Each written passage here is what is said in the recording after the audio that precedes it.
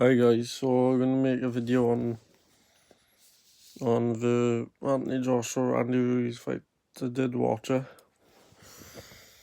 I haven't been making predictions as I've been doing, cause you know I've been doing exams, and yeah, so I haven't been making much videos. As far as my fight has gone, I haven't really made videos. It's gonna be delayed a bit due to exams and busyness around it. So yeah, let's get into it. First fight of the night, Chris Algieri and Tommy Coyle. That was a brilliant fucking scrap. And you've seen the way they both came out the fight. They both had two swollen eyes and everything. It was such a great fight.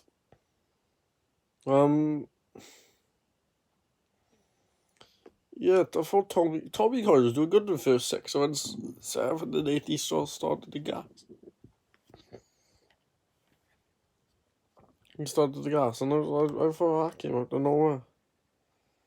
Really? I was genuinely really surprised when, in that 8th round, was it the 8th round he got stopped? Whatever round he got stopped in.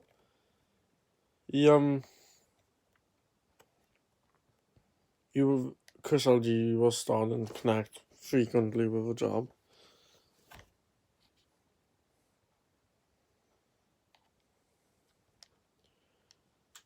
And yeah,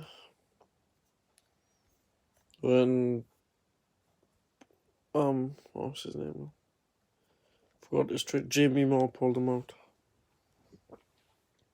So yeah, that was it.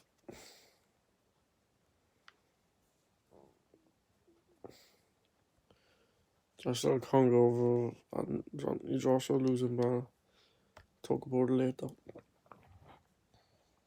So after the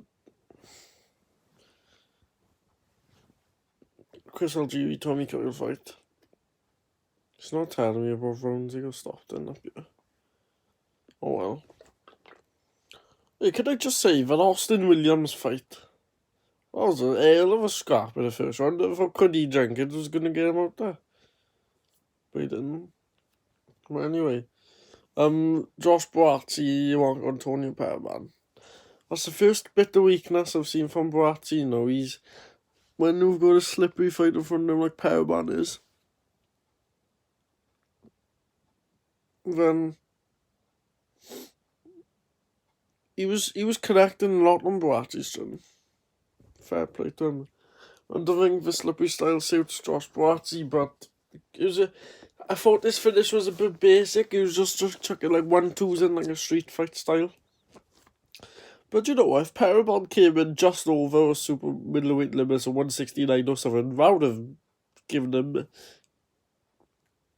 I thought that would have worked to his better because he would have been quicker moving around. But and this was a theme throughout the night. None of Eddie's fighters really impressed us, except from Callum Smith, which I'll talk about in a bit now. None have done great. Now, I'll be honest, I did not stay up to watch. I fell asleep actually to Josh Kelly's fight. I woke back up at the end of Katie Taylor's fight, but yeah, Josh Kelly, I wouldn't say being exposed, but just again, I haven't seen his performance, but his last performance wasn't too great. In all honesty, this is I'd say fringe world level. Where Robson is, or like contender level. But yeah, so I'll have to go back and watch it. I think to like say anything about it, but very, yeah. Katie Taylor's fight, I watched the last 2 rounds because I fell asleep for the first 8 and a bit. And apparently she lost. Apparently it was a controversial decision. Couldn't tell you that because I didn't watch all the fight. But everyone seemed to have pursued winning the fight. So I can't disagree with critics. Expert opinions. But last 2 rounds, pursued out-hassled her. And this was the main theme of the fight that Adam Smith and Paulie Manard you talk about. Katie Taylor couldn't stick to her boxing because boxing skills, Katie Taylor's the best woman out there, I think, pound for pound. But this is a pros, it's no amateurs. And Pursuon's pro style out-hustled her. And that's why they said it was a controversial decision. Sorry for my voice sounds stupid. I got a cold. The next fight after that was Callum Smith and Hassan Endon. Callum Smith, just what a great finish. And he was always patient throughout, he didn't rush it. Because Hassan Endon was looking to be slippery, but yep. I think you have to get better opponents for Callum Smith. I mean, Hassan Endon didn't have the skills to make him a height difference. If it was someone like Canelo or Golovkin, they got the skill to make up the weight difference. No, they got the skill to make up a height difference because he's 6'3" or 6'3.5".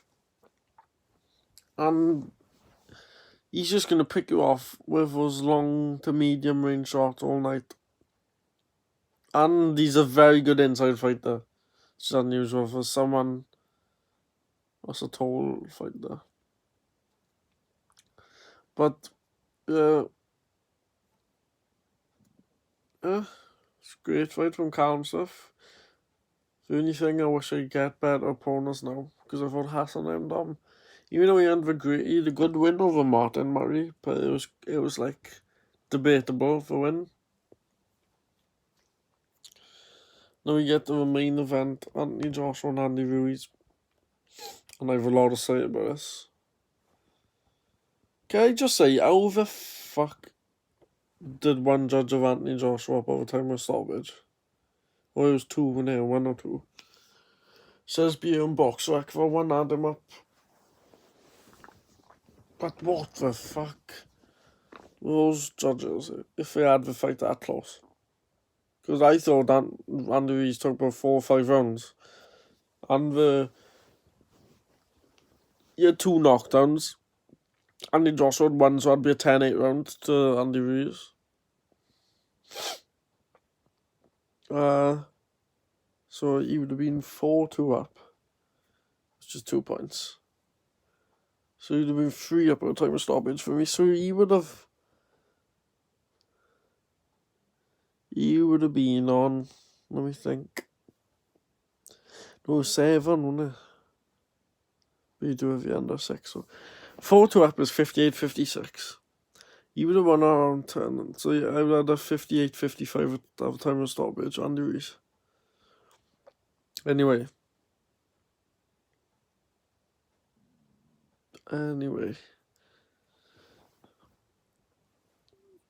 As soon as Anthony Joshua's ring walk, he did not have a buzz. He looked flat. I agree with Teddy Atlas's comments. He looked uninterested. Now, I don't know if it's because it was in the US and not back at home. Because if he had his choice, I think he'd fight in Britain all the time. But to the boxing world heavyweight champion, you have to go around the world to fight. So, yeah. And Boxrec is lying Ruiz ain't 6'2". He's a shade over 6 foot.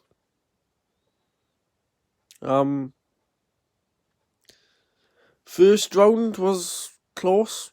Nothing in there. Really, but still Andy Ruiz.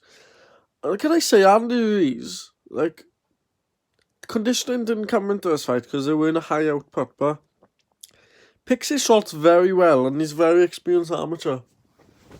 I'll come on to Anthony Joshua. He's only had 400. I'm getting confused with Lomachenko. I think he's only had 40 on fights, or just over. And here's the difference. Lomachenko's had 400 fights, so he's seen every style. Anthony Joshua's had 40 on fights, so he's only seen a few styles. Here's a come against for style. Well, you could say Povetkin.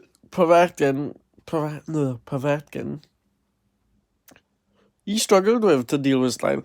And I gotta be honest, if you think, in my opinion, like, if you had Anthony Joshua up in that Povetkin fight at the time of stoppage, well, I don't know where you was watching, but you could say same with me.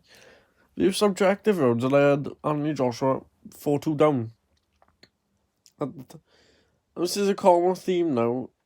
If Andy Ruiz didn't get him out there, I think he would have won on points, purely for the output. Because Anthony Joshua was gassed in round 6. I think he threw like 2 punches the last 40 seconds.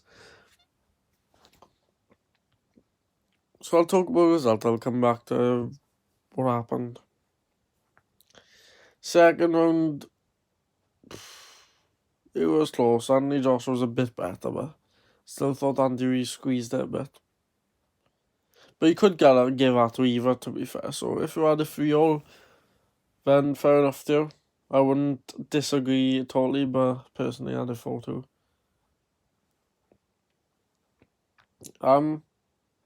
Round 3. Yeah. And the thing is, he still doesn't look switched on. We caught him with probably a good timed left hook. Sent him down. And Ruiz, what a strategy. He had a brilliant strategy. He took his time.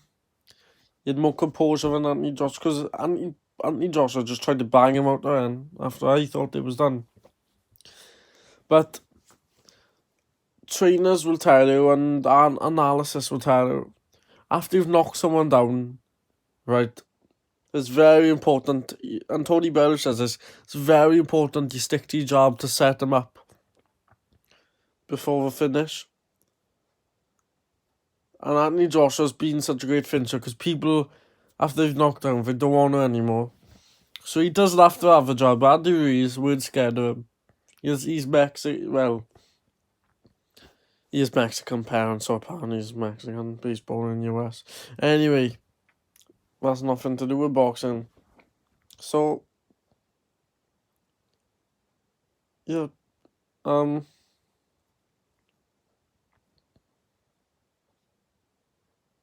was I saying? Yeah, he went in for the kill. I mean, caught one left hook on top of near the equilibrium on top of the head. And yeah, Anthony Joshua's legs were gone. I tell you, his legs are not strong. He does way too much upper body work. His legs ain't strong. I think he needs to take some muscle off the top and check on his legs. We come back to that. When his legs never really came back and he got knocked down again in the end of a third. Fourth, fifth, and sixth are the common. Well, fourth and fifth are the common thing. Anthony Joshua trying to go back to basics. 2 things. You never hook with hooker. And you never get drawn into a scrap with someone with fast hands, because you'll lose 9 times out of 10. When it's good, brilliant power. And even Joshua's brilliant power didn't get him out of this. So,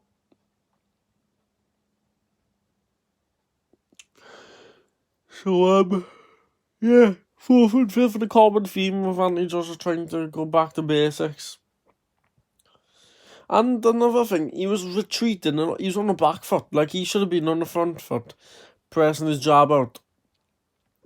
Someone with an 82-inch reach in heavyweight boxing should be having a decent jab. Like, I don't think his jab's great at all. Like, you've seen on the Punch Connect statistics after round 5, I think, or round 6. He had 9 might be earlier or something. But one point on the DAZN coverage, because I have watched like both. I have watched Sky Sports and DAZN coverage to see both like opinions of the fight. And the DAZN coverage, because they show Punch Connect, 9 out of 68 or something. I'll tell you, like, you've got to at least have half, I think, or 40% we'll go for. He should be landing those jabs against people. Like, I gotta admit, 3 or 4 times he did have lovely jabs when they came in and he timed them out. But if you look in general, he does not have a jab. And I think Rob McCracken's instructions were too basic. Because all he literally said to him, everyone, was, Josh, you're going to throw for 1-2.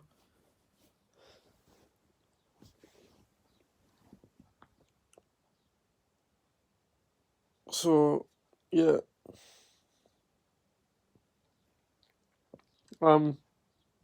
Sixth round, Anthony Joshua gassed. Literally, just like a 10-9 word for Andy Ruiz, nothing much to say. 7th round was the end of it. And it pisses me off, his defence does. He thinks if you stick your arms up by your ears, right, the peek through, that's defence. No head movement, so your head's still taking a shot.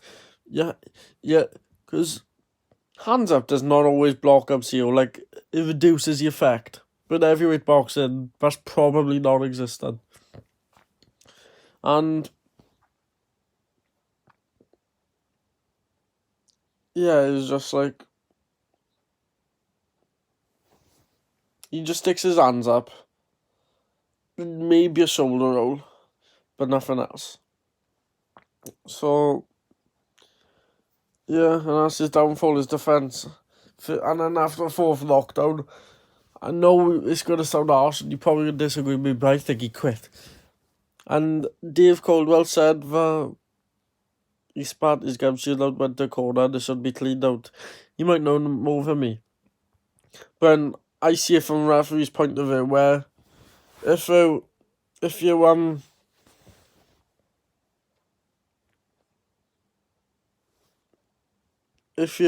spit your gum shield out, I see in a ref's eyes, he thinks it's over. He thinks you quit then. He's not going to be one to play smack in the mouth. So, yeah, I think personally quitting the Monimo, and I totally agree with Teddy Atlas's statement of he seemed disinterested. When he came out the ring, he seemed disinterested. Like, I don't know if it's because it was only 20,000 compared to 80,000 stadiums he all sells out. But, yeah, very disappointing. And I don't think he's got the heart. I gotta be honest, I don't think he's got the heart for it anymore, because he's made so much from it already. And another thing, I'm going to say another thing throughout, it's going to be a recurring theme, but he's been given his own way a lot in his career, like, he'd be paid this much, he could pay managers that much. So even though he's come from dungeons or whatever he said,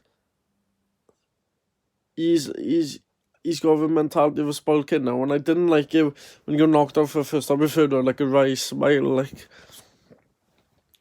like, I thought I detected a sort of arrogance from Anthony Joshua, even though he says humble. Like, I think it was inexperienced and a bit arrogant of him to go swinging in. Like, I think he was a bit arrogant. He thought as soon as he was over, he thought he could blow at Andy Ruiz in a few, and yeah, but I think the arrogance didn't work. I detected a sort of arrogance from him, I'll be honest.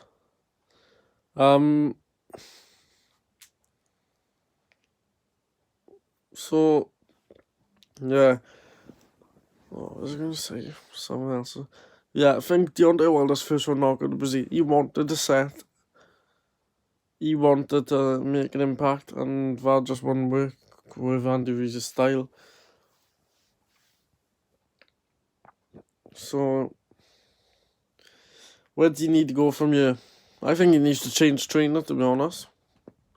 Totally agree with Dave Allen. I don't think Rob McCracken's style particularly helps him. I think the instructions were too basic. Like, I don't think you need to change trainers every time. But the instructions are too basic. Every round, throw the 1-2. And then he's like putting yucks when needed. That's literally like every fight. Anthony Joshua is like 1-2, put yucks in when needed. It's too simplistic and it's too repetitive. Because Andy Ruiz's camp honestly done I am very impressed with they picked up his style easily. And they knew what to do to win. And like Andy Ruiz, all the credit in the world for winning. But Anthony Joshua, that was nowhere near his best. And I would like to see a best Anthony Joshua versus a best Andy Ruiz. And I think you probably did see Andy Ruiz at 85% tonight. Or 90%. So he hasn't got far to come. I think physically, I wouldn't do much. I'd probably take a pound or two off him. But if he could keep it at his rate or at his output, fitness don't come into it for me. Because he's got quite good condition for his size anyway. I haven't seen him. Well, I've only watched his Joseph Park fight, and I didn't really see him gas too much. I only seen highlights of his Dimitrenko fight, and nobody should gas after 5 rounds, to be honest.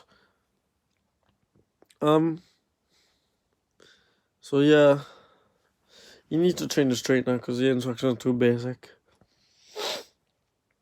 too repetitive. Same strategy every fight: 1-2, 1-2 this, 1-2 that. And he's not gonna blow everyone away. Like his high KO rate. He's got 22 wins, 21 KOs. Like that's a 95% win to KO rate. But he's gotta know that he can't blow everyone over. Like the same strategy doesn't work. And I probably think that he would have 100% KO to win rate, but Joseph Parker's negative coming in. And I think Joseph Parker, right, if he was a little bit shorter, because he's a bigger target to it. If he was a bit shorter and he had a little bit quicker as he would have won that fight. And Povetkin, if he was younger, he probably would have won that. So we all know the style Anthony Joshua don't like. You need to be short, ideally like 6'2" range and lower.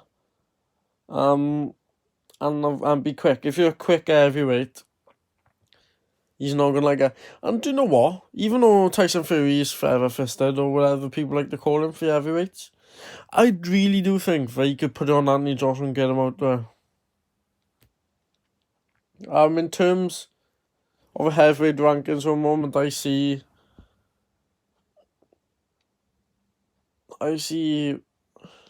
1 Tyson Fury, 2 Wilder, 3 Andy Ruiz, 4 Dillian White, and 5 Anthony Joshua. And I haven't checked the ring rankings yet. I'll check them now, but I doubt they'll updated. Because the ring and Anthony Joshua won for a while. Like, let's be honest, you're not gonna check. You're not gonna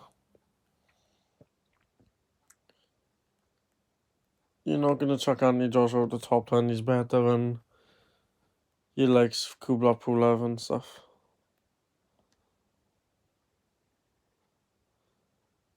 So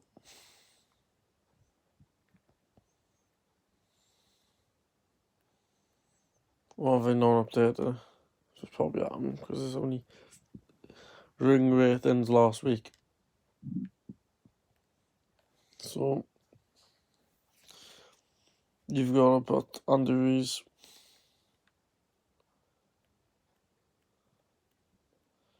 You put Andy Ruiz 3 for me. He's the worst out of all the champions. I can't believe you're champ, to be honest. But yeah, Andy Josh will probably go down to 4 or 5 even. Hang on. If Andy Ruiz, he could be 6 to be honest. Hang on. So my top 3 would be Tyson Fury, Deontay Wilder, Andy Ruiz, White and Joshua, so he would be 5, in my opinion. And you know what, more than ever now, I would like to see the White and Joshua fight. Because I don't say I have a slight soft spot, but I do like Dillian White. And I do feel Jaddy sorry for him, but he has another fight he's wanted. So, I'm going to wrap it up now because I've been going on for a good half an hour.